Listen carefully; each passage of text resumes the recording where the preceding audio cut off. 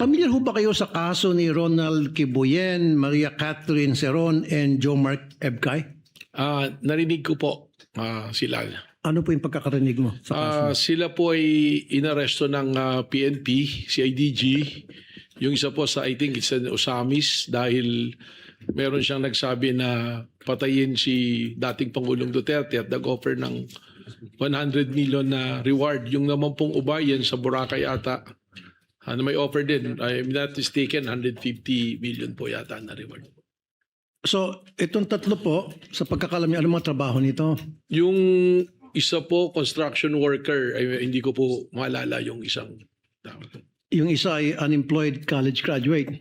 Ayun. So, the reason why I asked that, kasi tulad ni Ronel Mas, isang teacher, at itong tatlo, mga ordinary mamayan, Opo. i-compare natin dun sa ginawa ni VP Sara at saka ni Mayor Baste sa ating Pangulo, pagbabanta, almost the same yung nangyari.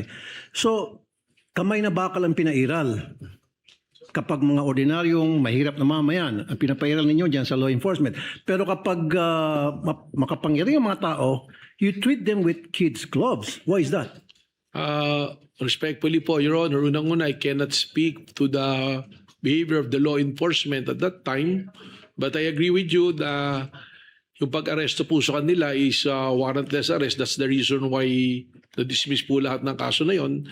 Yung sa ngayon naman po, yung mga pangyayari na ito, we go to the case build up and file a case katulad po nung nangyari kay Vice Presidente, meron pong nakapending ngayon na kaso. At kung ito po ay may file sa korte, that is the time that the court will issue a warrant of arrest. So meron po tayong prosesong sinusunod po. Mali nga yung pagka-aresto, actually, warrantless arrest yung nangyari noon. Pero meron bang nag-utos why it was done by the law enforcement people at that time? And what's the difference between the law enforcement back then and the law enforcement people now? Well, I can only speak po for my bureau ng NBI. We are making sure that we are following the process and the law. In any case, wala pong malaki o maliit na kaso. Ang tinitingnan po lagi natin dito ay ang ebidensya, ang batas at ang prosesong dapat pong sundin. Okay. I'll give you an example. Halimbawa, yung nangyari ngayon na pagbabanta sa ating Pangulo, nangyari noon sa panahon ni Pangulong Duterte at nagbanta si Leni Robredo. Halimbawa lang, of course, Leni Robredo would not do that kasi I know, wala sa karakter niya. Nagbanta si Leni Robredo kay Pangulong Duterte at matindi yung outburst niya at pagbabanta. At ganun din naggagawa ng follow-up ang kanyang anak. What would have happened?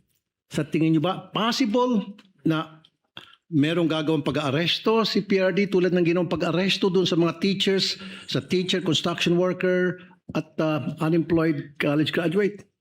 Well, respectfully, it's calling for an opinion but siguro meron po akong pwedeng pagbasihan. Base na rin po sa inyong sinasabi na construction worker, teacher, ay inaresto dahil sa banta. Posible po. May possibility na baka arestuhin po kaagad ang Vice President.